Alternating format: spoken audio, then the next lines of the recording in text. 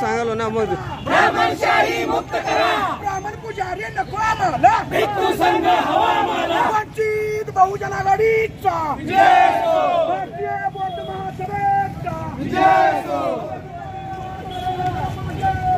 हम तुम्हारे साथ हैं।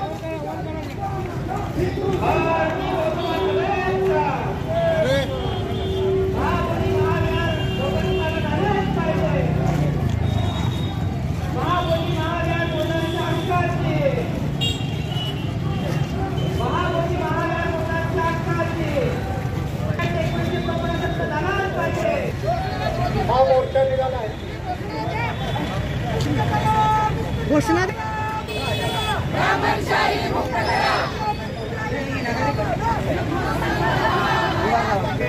भारतीय बौद्ध महासभेचे जिल्हाध्यक्ष अण्णासाहेब वाघमारे सांगितल्याप्रमाणे आज राज्यव्यापी आंदोलन चालू आहे। भारतीय बौद्ध महासभा आणि वंचित बहुजन आघाडीच्या वतीने आमच्या प्रमुख मागण्या आता अण्णासाहेब वाघमारेने सांगितलेलं आहे की बौद्धगया येथील बौद्ध विहार हा बीटी ऍक्ट 1949 अंतर्गत तो रद्द करण्यात यावा आणि त्यामध्ये आंतरराष्ट्रीय बौद्ध भिक्खूंना घेऊन तो भिक्खू संघाच्या ताब्यात जावा असे आमचे दोन प्रमुख मागण्या आहेत। त्या मगाशी अण्णासाहेबांना सांगितल्याप्रमाणे त्या ऍक्ट नुसार 4 बौद्धांचे आणि 5 हिंदूंचे असे त्या ट्रस्टीवर काम करत असतात।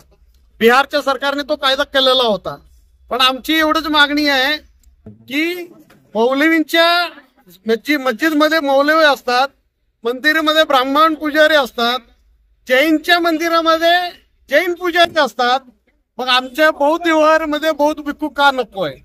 तर हा कुठंतरी षडयंत्र चालू आहे बौद्ध भिक्खूंच्या विरोधात। म्हणून आमची एवढीच मागणी आहे की तत्काळ रद्द करावा तो बीटी ऍक्ट 1949 चा कायदा तत्काळ रद्द करावा, अन्यथा आता आम्ही तथागतांच्या शांततेच्या मार्गाने चाललेलो आहोत।